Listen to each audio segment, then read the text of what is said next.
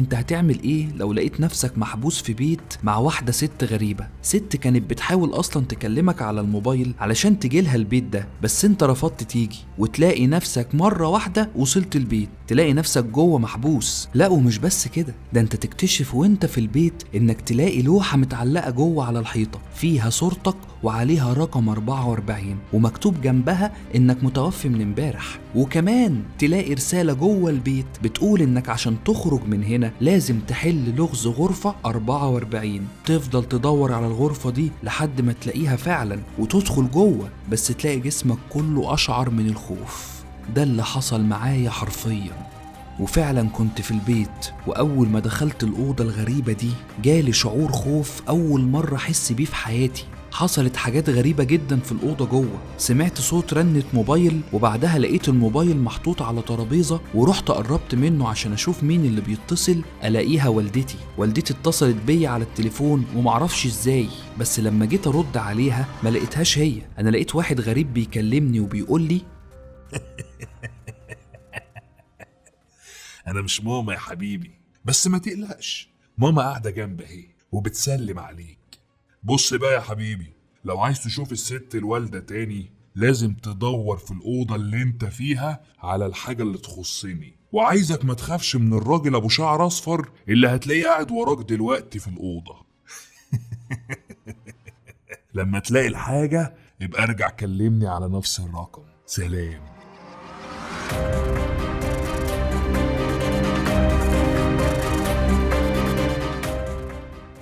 الراجل الغريب ده قفل معايا وانا هموت من الخوف. انا خايف ابص ورايا لحسن الاقي ابو شعر اصفر ده واقف لي، بس حاولت امسك نفسي وبصيت بس ما لقيتش اي حد واقف، بس في توتر غريب، جسمي كله كان ملبش. حاولت بسرعة ان انا استكشف المكان اللي انا فيه ده، وعايز اعرف ايه سر الأوضة دي علشان اخرج من هنا، وعايز اعرف مين الراجل الغريب اللي كلمني ده اصلا.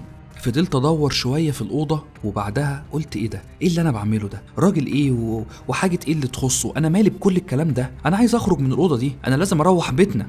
قررت بعدها ان انا اخرج فعلا من الاوضه، بس لما جيت عشان افتح الباب سمعت صوت نفس غريب جاي من بره، بس لما بصيت من فتحه كانت موجوده في الباب لقيت الست المرعبه دي واقفالي قدام الباب. لا وكمان عماله تبص على الباب وتخبط بايديها عليه.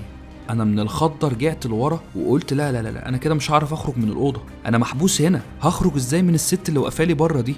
خلاص كنت فقدت الامل. بس اسمع صوت خبط جامد والاقي شباك الاوضه اللي انا فيها اتفتح مره واحده وفي هوا جامد جدا دخل. قلت بس هي دي فرصتي الوحيدة ان انا اخرج من الأوضة. رحت عند الشباك وطلعت عليه وحاولت اتسحب بشويش، لقيت في بلكونة جنبي، رحت نطيت بسرعة في البلكونة دي. وانا في البلكونة لقيت في أوضة جوه منورة، ولقيت في ستاير شكلها كويس وفي 2 قاعدين بيتكلموا. قلت الحمد لله في حد اهو هقدر اكلمه واتفاهم معاه واعرف انا فين. حاولت ان انا اركز كده اشوفهم بيقولوا ايه، لقيتهم قاعدين على ترابيزه وبيتكلموا بس صوتهم ما كانش واضح. وانا واقف مركز سمعت صوت غريب جه من جنبي، حاولت ابص اشوف ايه ما لقيتش حاجه، وبعدها رجعت ابص تاني على الاتنين اللي كانوا قاعدين بيتكلموا بس ما لقيتش حد. الناس اختفت. انا لقيت الترابيزه فاضيه تماما، والكراسي اللي كانوا قاعدين عليها لقيتها فاضيه. لا وكمان التراب في كل حته. شكل الاوضه اتحول تماما، الاوضه بقت مهجوره مره واحده. انا مش فاهم اي حاجه. انا حاولت اتسحب بشويش ودخلت الاوضه، لقيت الترابيزه اللي كانوا قاعدين عليها ظرف صغير ومكتوب عليه رساله. قلت ايه الرساله دي؟ حاولت ان انا افتح الظرف ده واقرا الرساله، لقيت مكتوب فيها هذا المنزل مليء بالذهب والكنوز، كنوز كفيله بان تجعلك اغنى انسان على وجه الارض، لكن وراء تلك الكنوز لعنه عظيمه تعرف بلعنه ظل المجهول، وحتى يومنا هذا دخل إلى هذا المنزل 43 شخصا فقط، لم يجد أحد منهم الكنز ولم يخرج أحد منهم حيا. إيه ده؟ ثواني كده، يعني إيه الكلام ده؟ 43 شخصا يعني 43 واحد؟ 43 واحد حاولوا يدخلوا البيت ده وما خرجوش منه؟ ثواني، أنا الموضوع ده فسر لي حاجة مهمة.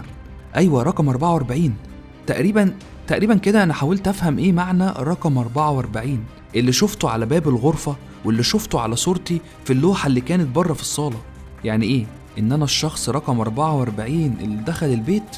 طيب ومكتوب جنب الصورة ليه الشاب الذي توفى؟ معنى كده ايه؟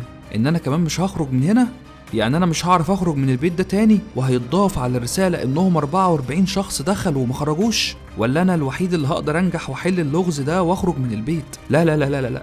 انا مش فاهم اي حاجة، انا مش عارف ايه اللي بيحصل، انا حاسس ان انا في كابوس. بعدها سمعت صوت في الأوضة غريب، ولقيت فيها تلفزيون قديم قوي وكان محطوط على ترابيزة، ولقيت شغال على التلفزيون